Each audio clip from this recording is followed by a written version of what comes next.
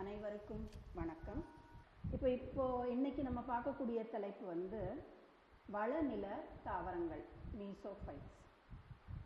அப்போ அந்த நிலமானது நல்லா வளமாக இருக்கும். அந்த இடத்துல வாழக்கூடிய தாவரங்களுடைய கேரக்டரிஸ்டிக் ஃபீச்சர்ஸ், பண்புகள் எப்படி இருக்கும்?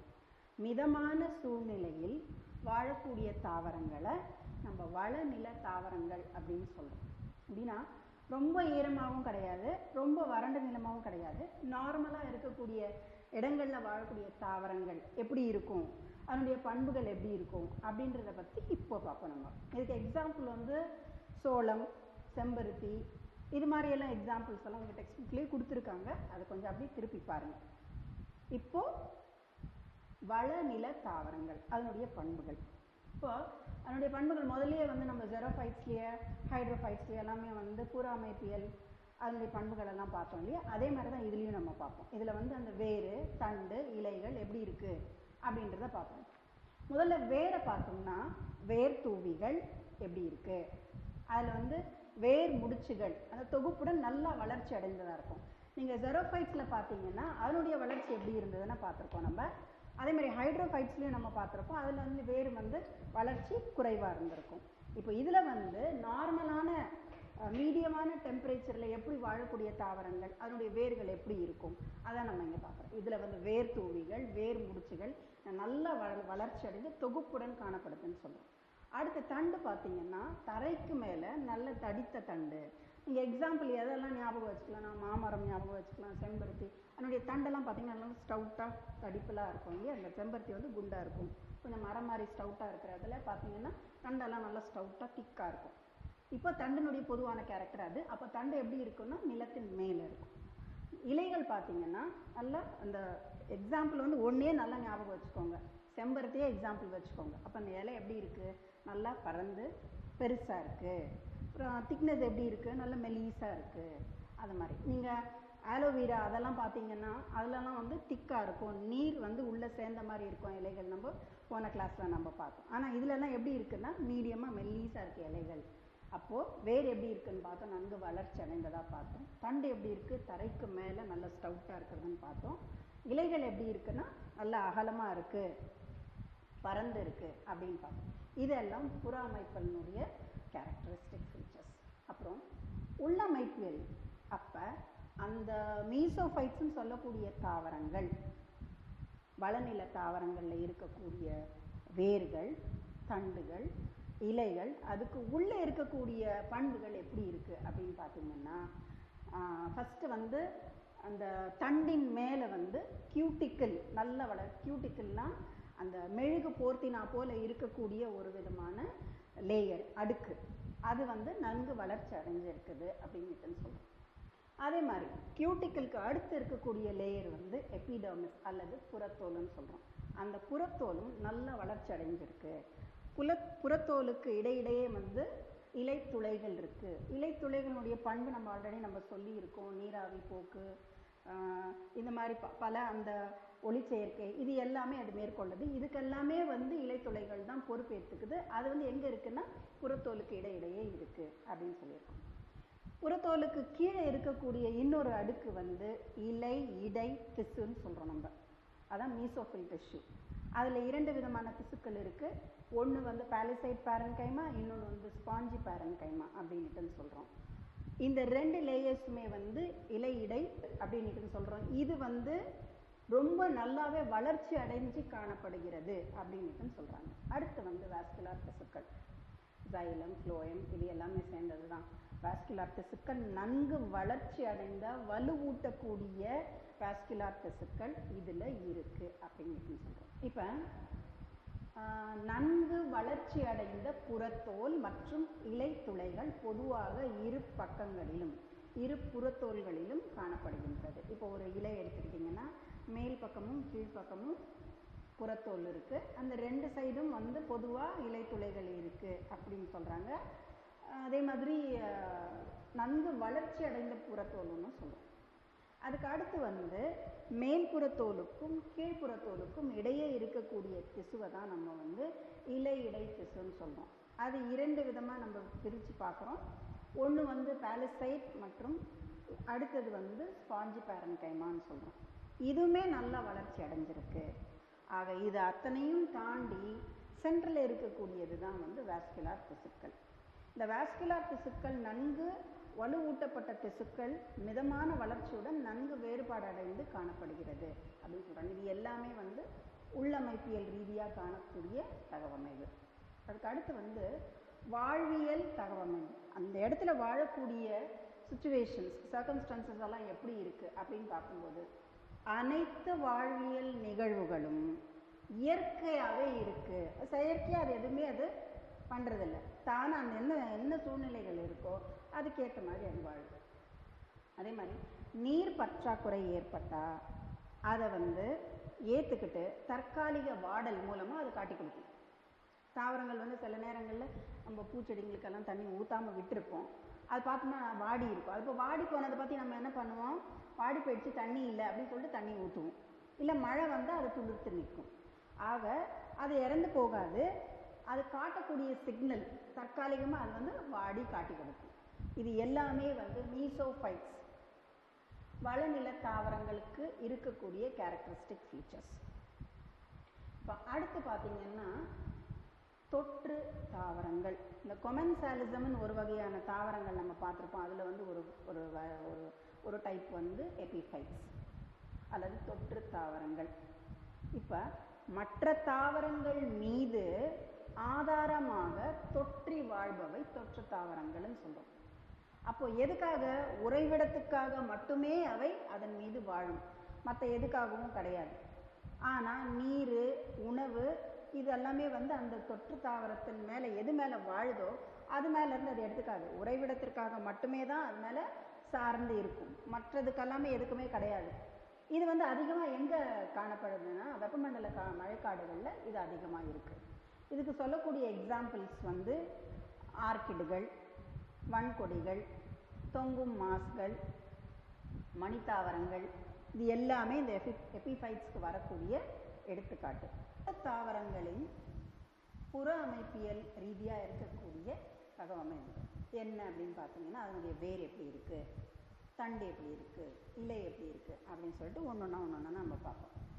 இப்போ அந்த வேர் தொகுப்புகள் எப்படி இருக்குது, விரிவாக இருக்குது அப்படின்னு சொல்கிறாங்க.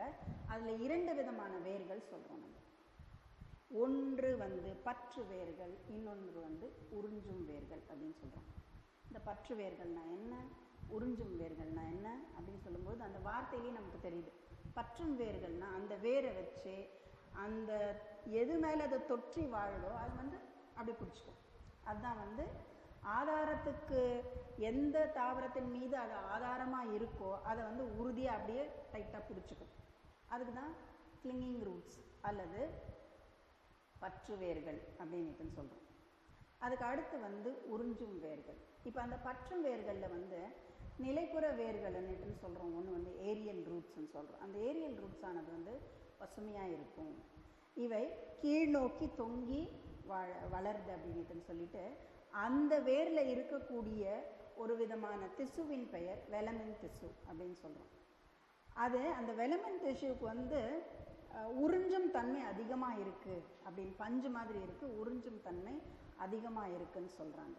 இப்போ சில தொற்று வேர்கள், தொற்று தாவரங்களில் தண்டு சதைப்பற்றுள்ளதாகவும் மற்ற நேரங்களில் வந்து போலி குமிழ்களாகவும் கிழங்குகளாகவும் இருக்குது. இது வந்து இனப்பெருக்கத்துக்கு வந்து அதை பயன்படுத்திக்கும் அப்படின்னு சொல்கிறாங்க. இலைகள் பொதுவாக குறைந்த எண்ணிக்கையிலும் தடிப்பான தோல் போன்ற அமைப்புகளில் இருக்குது. இது எல்லாமே அதனுடைய கேரக்டரிஸ்டிக் ஃபீச்சர்ஸ். கனிகள் எப்படி இருக்குது அப்படின்னு சொன்னால் கனிகள், விதைகள் மிகவும் சிறியதாக இருக்குது. அதனால் என்ன செய்யும்னா இது வந்து காற்று, பூச்சிகள், பறவைகள் மூலமாக பரவுவதற்கு ஏதுவாக உதவுகிறது அப்படின்னு சொல்கிறோம். இப்போ இந்த இதுவரையிலும் நம்ம பார்த்தது வந்து புற அமைப்பியல் எப்படி இருக்குன்னு நம்ம பார்த்தோம். அதுக்கு அடுத்து வந்து உள்ளமைப்பியல் எப்படி இருக்குது, அதுக்கு உள்ள எப்படி இருக்குது, அதனுடைய எபிடர்மிஸ் அல்லது புறத்தோல் எப்படி இருக்குது, புறணி இதெல்லாம் இருந்ததுன்னா அதெல்லாம் எப்படி இருக்குது அப்படின்னு பார்த்தோம்னா பல்லடுக்கு புறத்தோல் காணப்படுகிறது. இப்போது பல்லடுக்கு புறத்தோல் வந்துட்டாவே வந்து அதில் நீராவி போக்கானது குறைந்து விடுகிறது, மெதுவாக அப்படியே குறைந்துகிட்டே வரும். இந்த பல்லடுக்கு புறத்தோலுக்கு அடுத்து இருக்கக்கூடிய லேயர்ஸ் தான் எக்ஸோடெர்மிஸ்ன்னு சொல்லக்கூடிய அடுக்கு. நீராவி போக்கினை வெகுவாக குறைப்பதற்காக தடித்த கியூட்டிக்கிளும் இருக்குது அப்படின்னு சொல்கிறாங்க. அப்போ கியூட்டிக்கிள் இருக்குது, இலைத்துளைகள் கூட உட்குமிழங்கள் வழியாக நடக்கும் அப்படின்னு சொல்கிறாங்க. இந்த சன்கன் ஸ்டொமேட்டான்னு சொல்கிறோம் இல்லையா, அந்த மாதிரி. இப்போ அடுத்தது சதைப்பற்றுள்ள தொற்று தாவரங்களில் நீரினை சேமிக்கும் நன்கு வளர்ச்சி அடைந்த பேரன்கைமா திசுக்கள் இருக்குது அப்படின்னு சொல்கிறோம். இப்போ உங்கள் படத்தில் உங்கள் புக்கில் ஃபிகர் நம்பர் 6.25 எடுங்க. அதில் வெலமின் திசு கொண்ட ஒரு ஆர்கிட் தாவரத்தின் குறுக்கு வெட்டு தோற்றம் ஒரு படம் ஒன்று கொடுத்துருப்பாங்க பாருங்கள். அந்த படத்தை எடுத்து பார்த்தீங்கன்னா இப்போ இந்த தொற்று தாவரத்தினுடைய வேரினுடைய குறுக்கு வெட்டு தோற்றம் அதில் கொடுத்துருக்கு. அதை நான் சொல்கிறேன், நீங்கள் அப்படியே பார்த்துக்கிட்டே வந்தீங்கன்னா உங்களுக்கு புரியும். அந்த படத்தை எடுத்து பார்த்தீங்கன்னா மேலே பச்சை நிறத்தில் ஒரு கோடு மாதிரி ஒரு அடுக்கு இருக்குது பாருங்கள், அதுதான் புறத்தோல். புறத்தோலுக்கு கீழே இருக்கக்கூடிய நிறைய அந்த செல்ஸ் கொடுத்துருப்பாங்க பாருங்கள், மஞ்சள் மற்றும் பச்சை நிறத்தில் இருக்கக்கூடிய செல்ஸ் மாதிரி காட்டியிருப்பாங்க. தேன்கூடு மாதிரியே இருக்கும் பாருங்கள் செல்ஸ், அதுதான் வெலமின் திசு, வெலமின் டிஷ்யூ. இந்த வெலமின் திசுவானது பஞ்சு போன்ற உறிஞ்சும் தன்மை பெற்றதுன்னு நான் முதலே உங்களுக்கு சொல்லிட்டேன். அதுக்கு கீழே இருக்கிறது இன்னொரு அடுக்கு எண்டோ எக்ஸோடெர்மிஸ். எக்ஸோடெர்மிஸ்ன்னு சொன்னா அடுத்து அதுக்கப்புறமா புரணி பகுதி வருது, நெருக்கமாக இருக்கக்கூடிய செல்ஸ் எல்லாம் இருக்குது பார்த்துட்டோம். அதுக்கப்புறமா அகத்தோல் வருது, அதுக்கப்புறமா பெரிசைக்கிள் வருது, அதுக்கப்புறமா சென்டரில் இருக்கிறது தான் வாஸ்குலார் திசுக்கள். நம்ம அதிகமாக அதில் கான்சென்ட்ரேட் பண்ண போகிறது கிடையாது. நமக்கு தேவையானது என்னென்னா வெலமின் திசுனா என்ன, அது எந்த இடத்துல இருக்குது அப்படிங்கிறத மட்டும் நான் ஃபோக்கஸ் பண்ணி சொல்லியிருக்கேன் உங்களுக்கு. அதில் குறிப்பெடுத்து வச்சுக்கோங்க. இதில் கேட்கக்கூடிய 1 மார்க் கொஸ்டின் கூட சொல்லலாம். நீங்கள் வெலமின் திசு எந்த அடுக்குக்கு கீழே இருக்குது அப்படின்னுட்டுன்னு கேட்பாங்க, நீங்கள் அதை சொல்லுங்கள். புறத்தோலுக்கு கீழே இருக்குது அப்படிங்கிறத நீங்கள் அந்த படத்தை பார்த்தாவே உங்களுக்கு அந்த விளக்கமானது புரியும். அதுக்கு அடுத்து வாழ்வியல் தகவமைப்புகள் அப்படின்னு சொல்லும்போது நீரை சிறப்பாக உறிஞ்சும் வெலமின் திசுவானது இதில் எல்லாத்துக்குமே ஹெல்ப் பண்ணுது அப்படின்னுட்டு சொல்கிறோம். இப்போ இவ்வளோ நேரம் நம்ம பார்த்தது எல்லாமே இந்த எபிஃபைட்ஸ் அப்படின்னு சொல்லக்கூடிய தொற்று தாவரங்களுடைய பண்புகளை நம்ம பார்த்தோம். அடுத்தது உவர் சதுப்பு நில வாழ் தாவரங்கள், அதை ஹாலோஃபைட்ஸ்ன்னு சொல்லுவோம் ஆங்கிலத்தில். இப்போ உவர் சதுப்பு நில வாழ் தாவரங்கள் அப்படின்னு சொல்லும்போது அந்த முதல் வார்த்தையை உவர் சதுப்பு அப்படின்னு சொல்லும்போது உப்புக்கள் மிகையாக எங்கே காணப்படுகிறதோ அந்த மாதிரி நிலப்பகுதியில் வாழக்கூடிய தாவரங்களை உவர் சதுப்பு நில வாழ் தாவரங்கள்னு சொல்கிறோம். இதுக்கு எடுத்துக்காட்டு ரைசோஃபோரா, சொனரேசியா மற்றும் அவிசீனியா, இந்த 3 எடுத்துக்காட்டை நம்ம சொல்கிறோம். இப்போ இந்த மாதிரியான சூழல் இருக்கக்கூடிய இடங்கள் எங்கே இருக்குது? கடற்கரை ஓரங்களில், முகத்வாரங்களில், இந்த மாதிரி இடத்துல தான் இந்த உவர் சதுப்பு நில தாவரங்கள் வாழக்கூடிய இடம். இங்கே ஈரத்தன்மை இருந்தாலும் அந்த உவர்த்தன்மையானது இருக்கும். தாவரங்கள் உப்பு நீரை நேரடியாக பயன்படுத்த முடியாது. அதனால் என்ன செய்யும்னா உப்பை வடிகட்டி அந்த நீரை மட்டும் உறிஞ்சி எடுக்கும் தன்மை பெற்றதாக இருக்குது. அதனால தான் இங்கே இருக்கக்கூடிய தாவரங்களை சதுப்பு நில காடுகள் அப்படின்னு சொல்லுவோம், அலையாத்தி காடுகள் அப்படின்ட்டு சொல்லுவோம், நம்ம மேங்க்ரூவ் ஃபாரஸ்ட் அப்படின்னு சொல்லுவோம். இதில் வாழும் தாவரங்கள் சதுப்பு நில தாவரங்கள்னு சொல்கிறோம். நம்ம இந்த மேங்க்ரூவ் ஃபாரஸ்ட் உங்களுக்கு கூட அந்த சுந்தரவன காடுகள் அப்படின்னெல்லாம் நம்ம கேள்விப்பட்டிருக்கோம் இல்லையா, இதெல்லாமே மேங்க்ரூவ் ஃபாரஸ்ட் தான். இப்போ புற அமைப்பியல் தக அமைப்புகள் என்ன அப்படின்னு நம்ம மேல் தோற்றமாக எப்படியெல்லாம் இருக்கும் அந்த மாதிரி தாவரங்கள் அப்படின்னு பார்த்தீங்கன்னா, மிக வெப்பமண்டல பகுதிகளில் காணக்கூடிய உவர் சதுப்பு நில தாவரங்கள் எப்படி இருக்கும்னா சிறு செடியாக இருக்கும் அப்படின்னு சொல்கிறாங்க. வெப்பமண்டல பகுதியில் இருக்கக்கூடிய தாவரங்கள் எப்படி இருக்கும் அப்படின்னா புதர் செடியாக இருக்கும். ஆக சிறு செடியாகவும் இருக்குது, புதர் செடியாகவும் இருக்குது. சிறு செடியாக இருக்கிறது மித வெப்பமண்டலத்தில் இருக்குது, வெப்பமண்டல காடில் இருக்கிறதுல புதர் செடியாக இருக்குது அப்படின்னு சொல்கிறாங்க.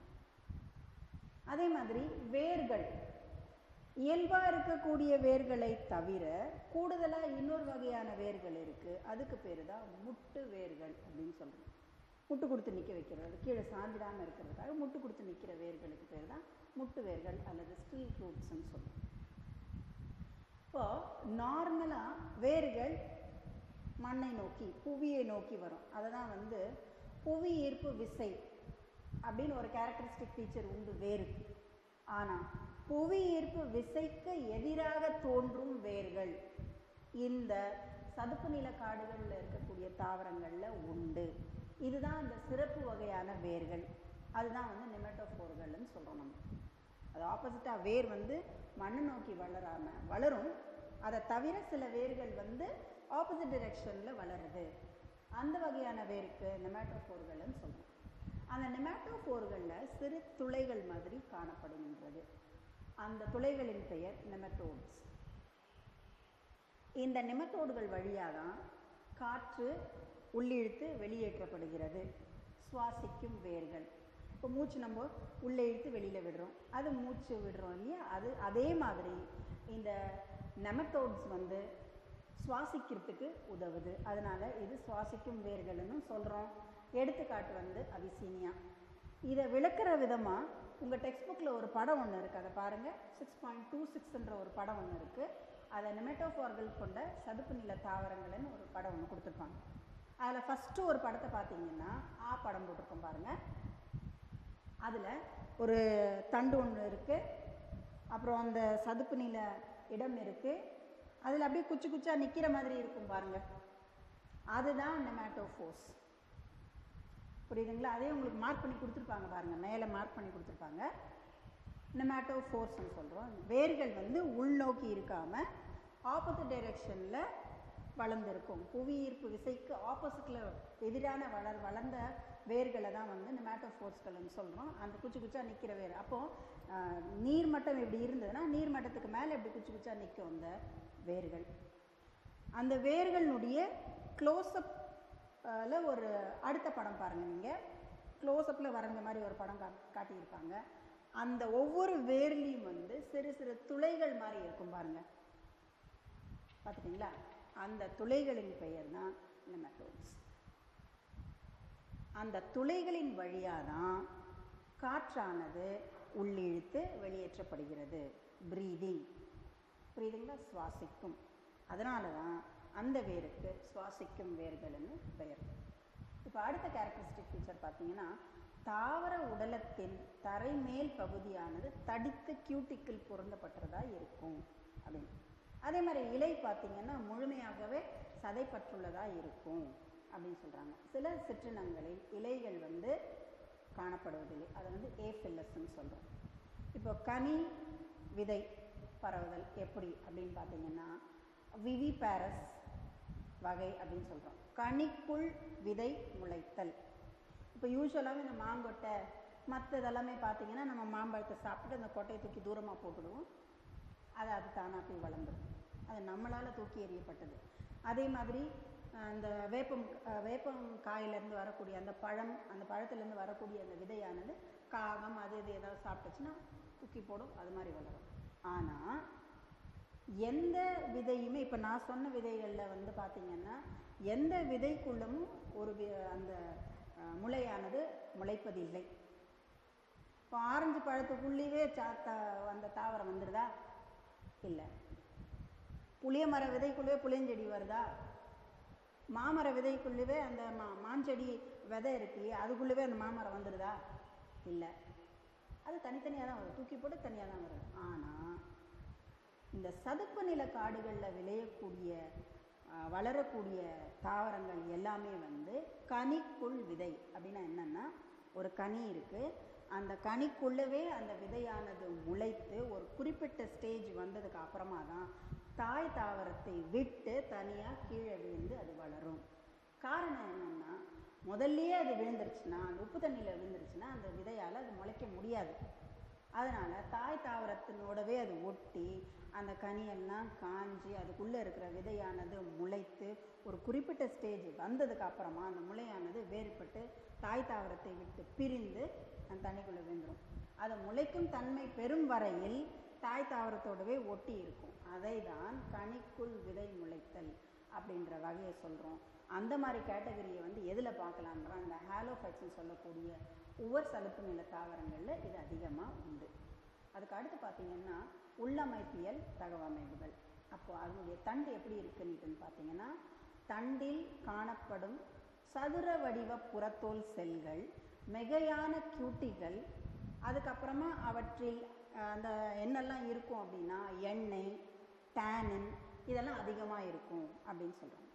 அதுக்கு அடுத்து பார்த்திங்கன்னா தண்டின் புறணி பகுதியில் என்ன இருக்குது அப்படின்னா நட்சத்திர வடிவம் மற்றும் ஹெச் வடிவத்தில் அடர்த்தியுற்ற ஸ்கியூபிடுகள் காணப்படுது அப்படின்னு சொல்கிறாங்க. அடுத்து இலைகள் இருபக்க இலையாகவோ அல்லது சமபக்க இலையாகவோ இருப்பதுடன் உப்பு சுரக்கும் சுரபிகளில் இருக்குது அப்படின்னா, நீங்கள் ஏற்கனவே இந்த 11th ஸ்டாண்டர்ட்லேயும் நீங்கள் பார்த்துருப்பீங்க. உப்பு சுரபிகள் எல்லாம் இருக்குது. அதாவது உப்பு அதிகமாக போயிடுச்சுனாக்கா அது வந்து அந்த உப்பு சுரபிகள் வழியாக அந்த உப்பானது வெளியேற்றப்பட்டுவிடும். அதுக்கு அடுத்து வந்து வாழ்வியல் தகவமைப்புகள்னா என்ன? சில தாவரங்களின் செல்கள் அதிக அழுத்த சவ்வூடு பரவல் அழுத்தத்தை கொண்டுள்ளது. அடுத்தது வந்து கனிக்குள்ளவே விதை முளைக்கும் தன்மை பெற்றது. இது எல்லாமே இந்த ஹாலோஃபைட்ஸ்ன்னு சொல்லக்கூடிய உவர் சதுப்பு நில காடுகளில் வாழக்கூடிய தாவரங்களின் பண்புகள். இப்போ நம்ம இவ்வளோ நேரம் பார்த்து மீசோஃபைட்ஸ் பார்த்தோம், ஹாலோஃபைட்ஸ், எபிஃபைட்ஸ் என்று 3 விதமான தாவரங்களை பற்றி நம்ம பார்த்தோம் இல்லையா? அதை பொறுத்து சில கொஸ்டின்ஸு சொல்கிறேன் நான்.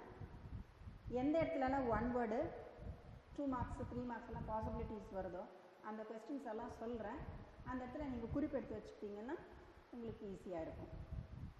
இப்போ மீசோஃபைட்ஸ் வளநில தாவரங்கள், இதில் கேட்கக்கூடிய கொஸ்டின்ஸ் எந்த வாய்ப்புகள் இருக்குது அப்படின்னு பார்த்தீங்கன்னா, இலையிடை திசு பற்றி கேட்கலாம். இலையிடை திசு இந்த மீசோஃபைட்ஸ் வளநில தாவரங்களில் இருக்கக்கூடிய மீசோஃபைட்ஸ் எந்த மாதிரி இருக்கும் அப்படின்னு கேட்டாங்கன்னா, மேல்புறத்தோலுக்கும் கீழ்ப்புறத்தோலுக்கும் இடையே இருக்கக்கூடிய திசுவை வந்து இலையிடை திசுன்னும், அது இந்த வளநில தாவரங்களில் நன்கு வளர்ச்சி அடைந்ததாக இருக்குது அப்படின்ட்டு சொல்லலாம். அதுக்கு எக்ஸாம்பிள் நீங்கள் வந்து ஹைபிஸ்கஸை கூட கொடுக்கலாம். தொற்று தாவரங்கள், தொற்று தாவரங்களுக்கு எடுத்துக்காட்டு என்ன? ஒரு 3 எடுத்துக்காட்டுகள் கொடுங்க அப்படின்ட்டு சொன்னாங்கன்னா, ஆர்கிட்கள், வன்கொடிகள், தொங்கும் மாஸ்கள், மணித்தாவரங்கள், இதெல்லாமே எக்ஸாம்பிள்ஸில் வந்துடும். அடுத்தது வந்து தொற்று தாவரங்களில் காணக்கூடிய 2 விதமான வேர்கள் என்ன? ஒன்று பற்று வேர்கள், இன்னொன்று உறிஞ்சும் வேர்கள். ரைட்டா? சரி, இப்போ இந்த நிலப்புற வேர்கள் அல்லது ஏரியல் ரூட்ஸ் அப்படின்னு சொல்கிறாங்க பற்று தொற்று தாவரங்களில். அதில் அந்த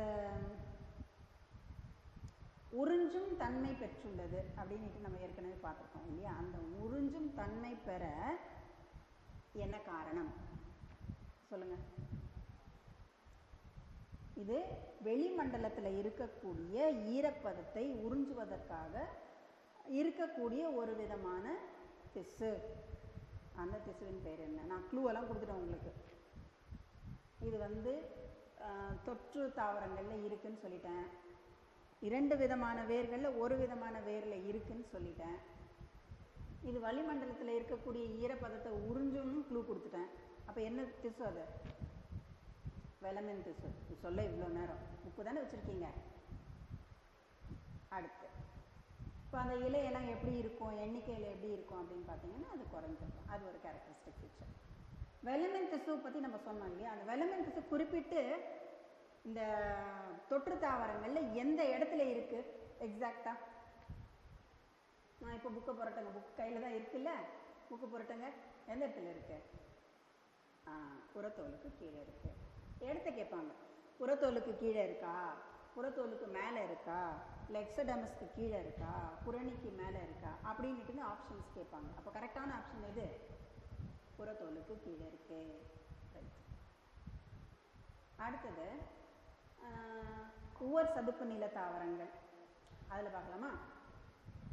அதில் வரக்கூடிய எக்ஸாம்பிள்ஸ், எடுத்துக்காட்டுகள் என்ன சொல்லுங்கள்?